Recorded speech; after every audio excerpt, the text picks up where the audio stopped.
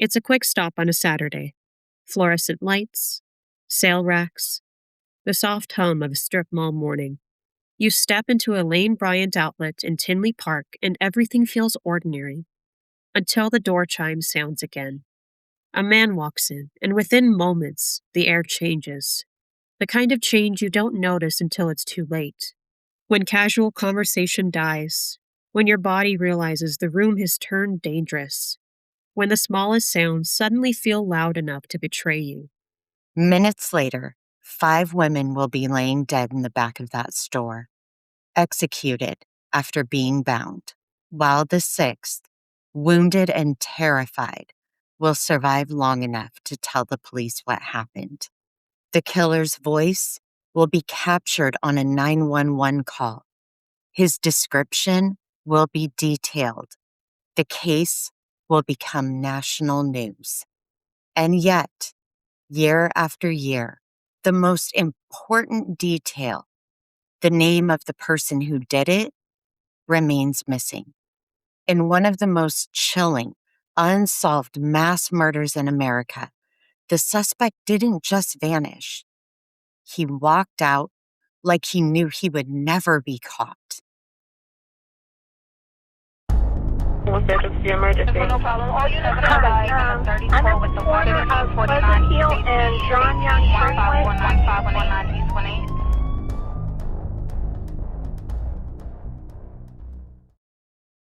Hello, everyone, and welcome back to Crime Solvers Central. I'm Jace.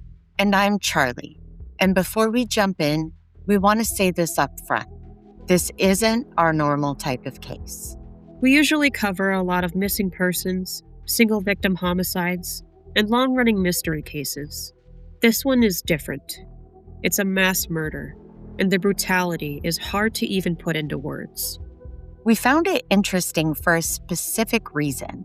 It's one of those cases where you look at the ingredients, survivor, audio, composite, reward, heavy attention. You expect it to be solved. And it isn't.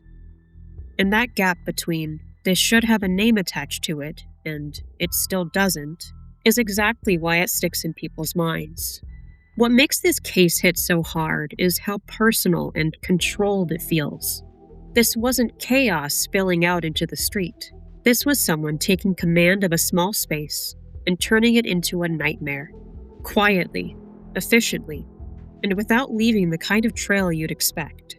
And for 18 years, families, investigators, and an entire community have been waiting for the moment when one detail finally locks into place. On the morning of February 2nd, 2008, police are called to a Lane Bryant store in Tinley Park, Illinois, after a 911 call comes in from inside the shop. When responders arrive, they find a scene that shocks even seasoned investigators.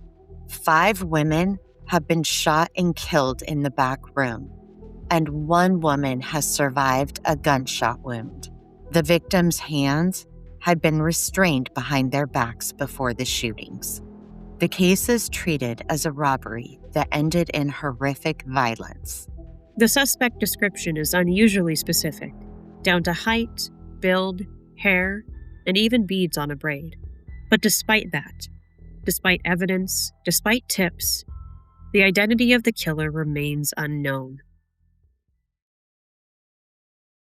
Now to a crime that has haunted Tinley Park for 18 years. The unsolved murders of 5 women inside a Lane Bryant store there. On this day back in 2008, a gunman posing as a delivery man walked into the store and killed a store manager and 4 customers, execution style. A 6th woman, a store employee, survived and later helped police come up with a suspect sketch. Now, despite thousands of leads, Tinley Park police have made no arrests. They say the investigation is still active and they're committed to solving the crime. Tinley Park is a south suburb of Chicago. The Lane Bryant store was in a shopping area known as Brookside Marketplace near a busy stretch of road. Normal foot traffic, normal weekend activity. On that Saturday morning, there are 6 women inside the store, a mix of customers and employees. One of the employees, whose identity has been protected publicly, will become the key surviving witness. Sometime before the 911 call, a man enters the store. Investigators later describe him as a male with medium to dark skin tone, roughly 6 to 6'2", broad shoulders, a husky build, and, most memorable, braided hair with one longer braid hanging down, ending in light green beads. There are clothing details, too. A dark jacket and black jeans with embroidery on the back pockets. The point is, this isn't some vague, maybe description. Whoever was in that store remembered specific visual markers. At some point, the suspect gains control of the situation. The women are moved to the back of the store, and this is where the case takes its darkest turn. They're restrained, hands behind their backs, and then shot. 5 women are killed. 1 survives because in the moment she's shot, she shifts, and the bullet grazes her rather than striking fatally. The 5 women who died were Rhoda McFarland, 42, the store manager; Jennifer Bishop, 34; Connie Woolfolk, 37; Sarah Szafranski, 22; Carrie Chiuso, 33. And just pause on that. These aren't numbers. These are 5 lives, 5 families, 5 empty seats that never got filled again. One of the most haunting pieces of this case is the 911 call. The store manager called while the attack was in motion, and the suspect's voice is captured on that recording. Here is the entirety of that 911 audio recording.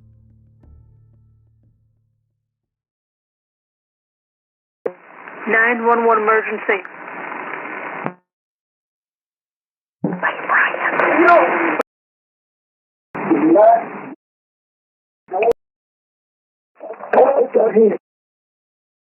Something to do, huh?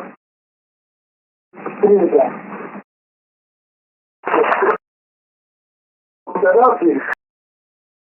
I'm looking at bullshit.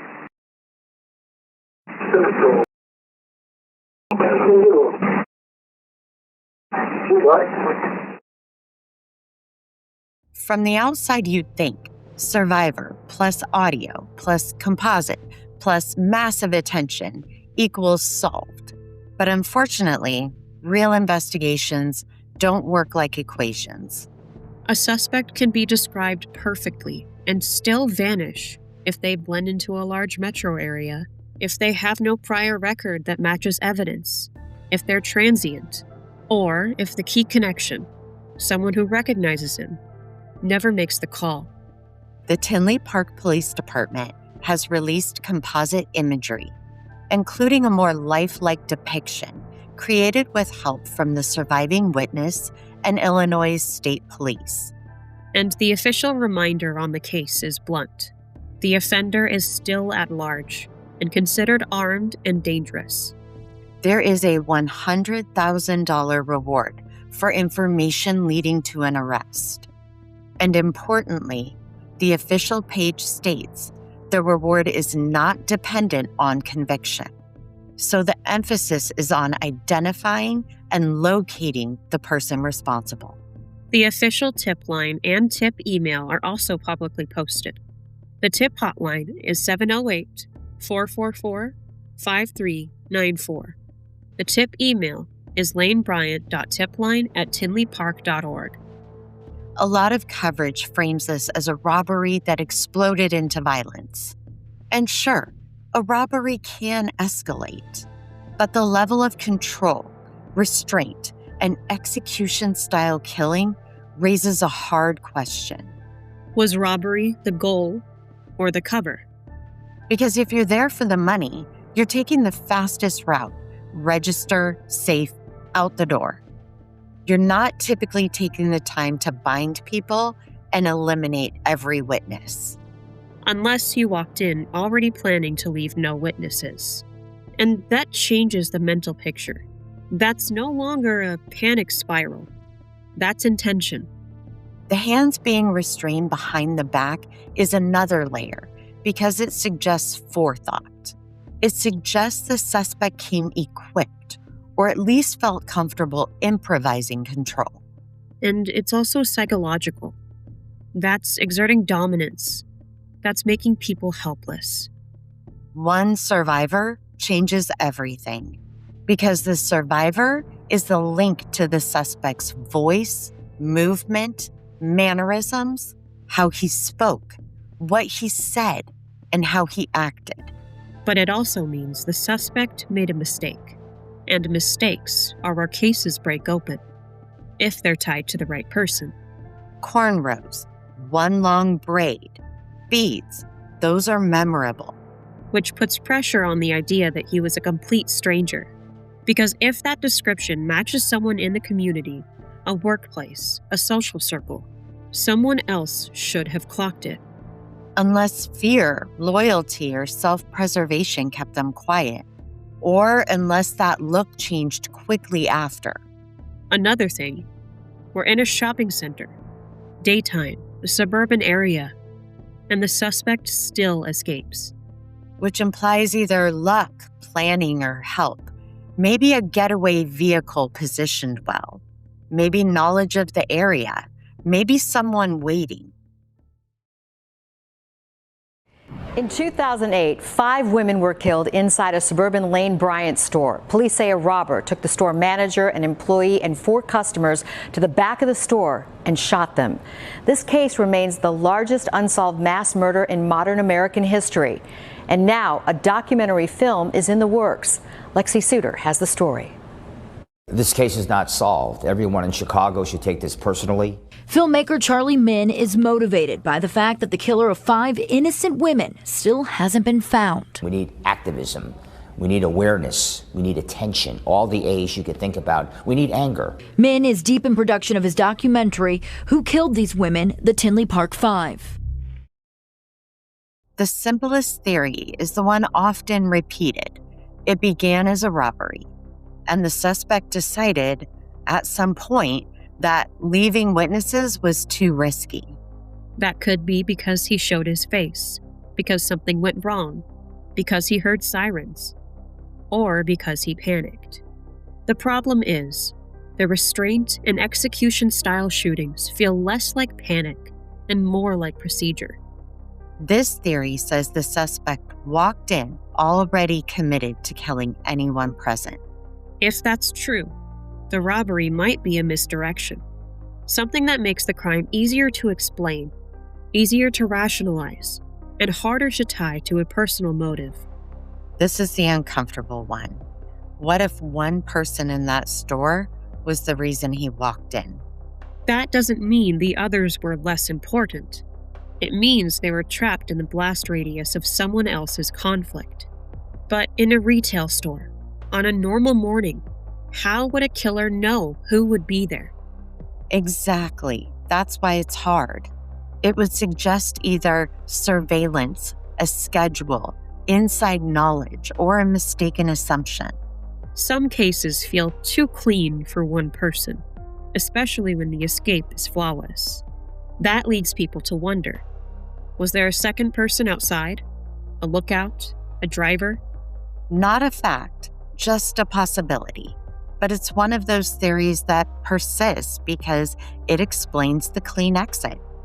Do any of these theories seem most plausible to you? Do you have a theory of your own that we failed to mention? Please, let us know in the comments. Cases like this don't stay cold because nobody cares. They stay cold because the missing piece is usually small. One name, one connection, one person deciding to finally say what they know. If you have information, or if you recognize the suspect description, or if you think you recognize the voice, there are official channels that can take that tip.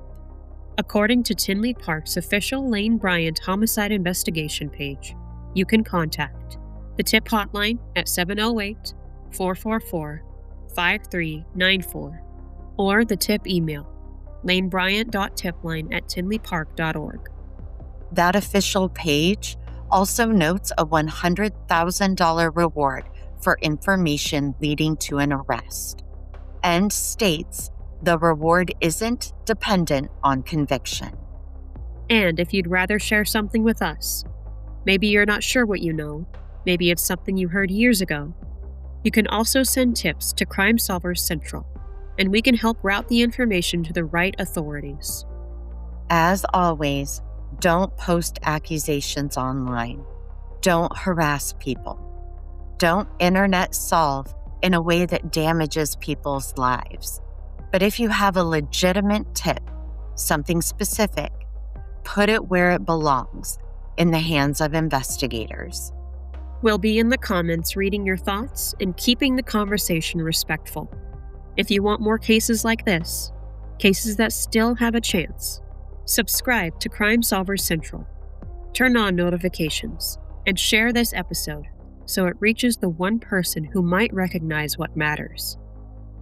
For Rhoda, Jennifer, Connie, Sarah, and Carrie, we hold out hope for justice. We're Charlie and Jace. This is Crime Solvers Central. Please, everyone, stay safe, stay curious, and stay loud